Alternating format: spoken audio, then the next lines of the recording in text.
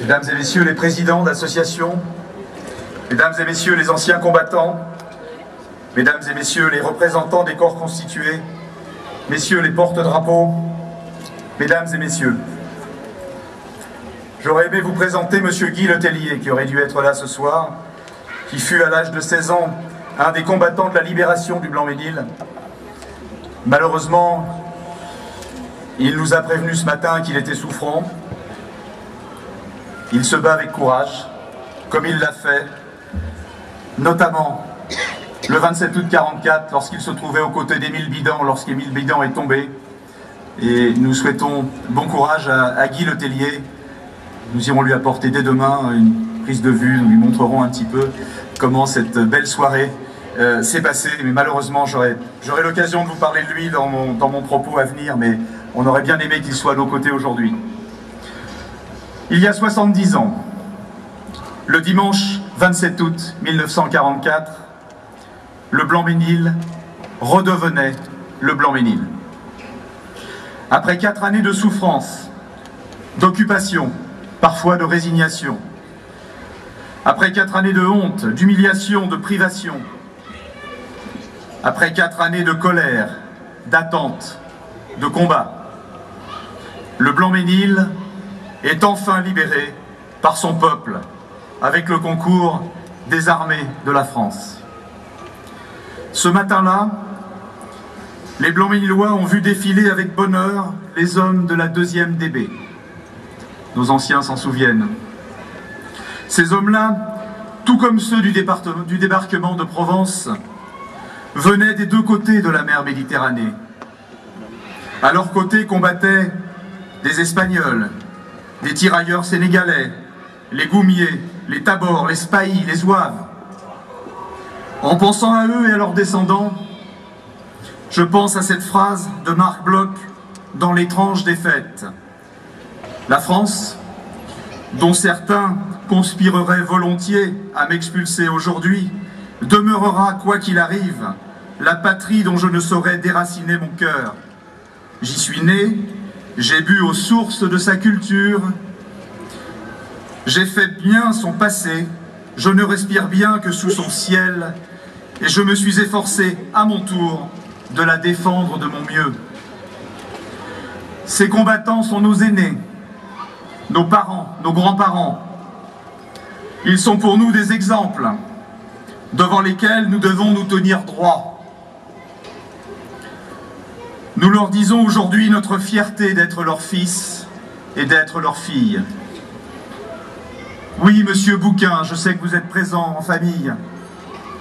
Vous qui êtes parmi nous, je mesure combien vous devez être fiers de votre aïeule, Suzanne Bouquin, tombée pour le Blanc-Ménil et tombée pour la France.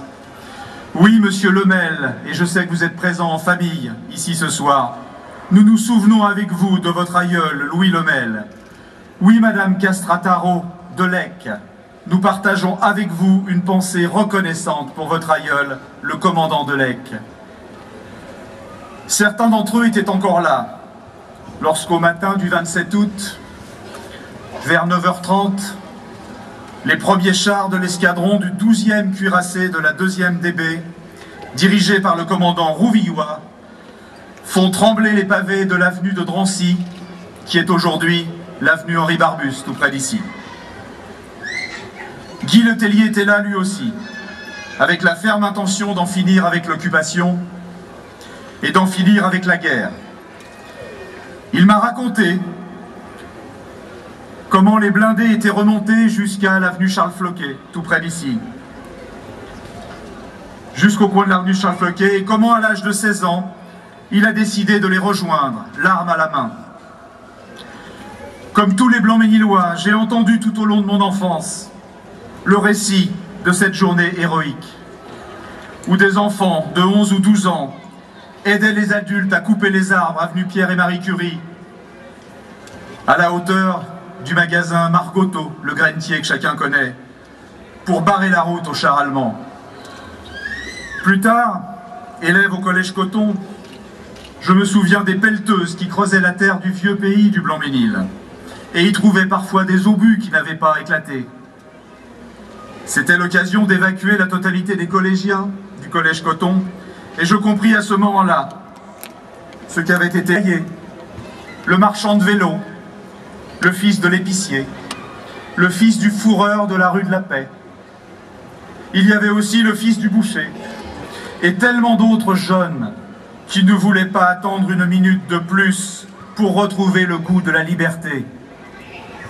Ces hommes sont la preuve qu'il y a toujours eu dans notre ville les ressources pour forcer le cours du destin. Il y a dans notre peuple cette capacité à être au rendez-vous que lui fixe l'histoire. Cette fête de la libération, c'est celle des libérateurs de 1944, certes, mais c'est aussi celle de tous les anciens combattants à mes côtés aujourd'hui, qui ont répondu présent à différents moments de l'histoire, chaque fois que la France a joué son destin. Et il faut les remercier. Et je voudrais que tout le monde se lève pour les saluer, pour les applaudir, parce qu'ils sont là pour perpétuer la mémoire de nos anciens. Bravo, merci à messieurs les anciens combattants.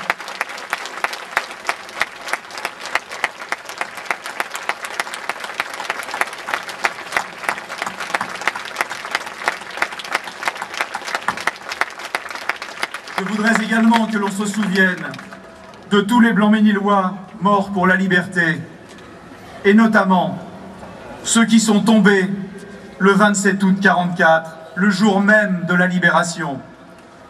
Pierre Assailly, Émile Bidan, Suzanne Bouquin, Jules Broichot, Jacques de Molin, Raymond Dominique, Georges Lachambre, Armand Lannes, René Lesbarrère, Léon Leu, Moritz Mahen, Marcel Makosso, Belaïd Naïd Chelal, Anatole Sigono, François Stefanacci, Lucien Vinglaz.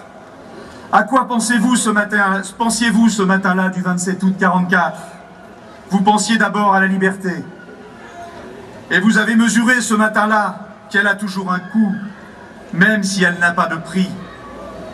Vous avez compris ce matin-là que selon les termes d'Ignazio Silone, il ne sert à rien de mendier sa liberté, mais il faut toujours la prendre. Ce matin-là, vous pensiez aussi à la France, qui ne peut être elle-même que dans la grandeur, la liberté et l'indépendance. La France, ce n'est pas une ethnie, ce n'est pas une race, c'est une communauté de valeurs pour laquelle on se bat et pour laquelle on meurt.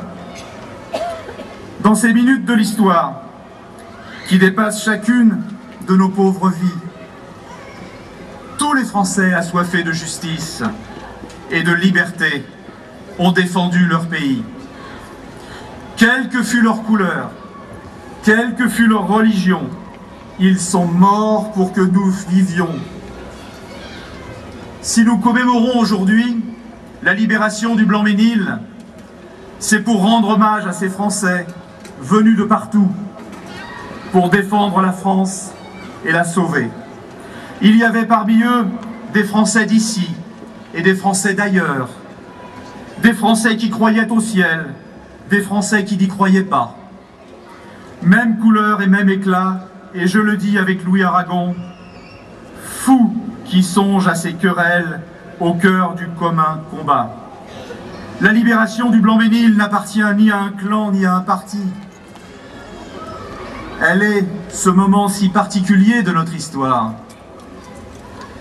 et si précieuse pour notre temps où se sont rassemblés les gaullistes et les communistes dans une même œuvre française.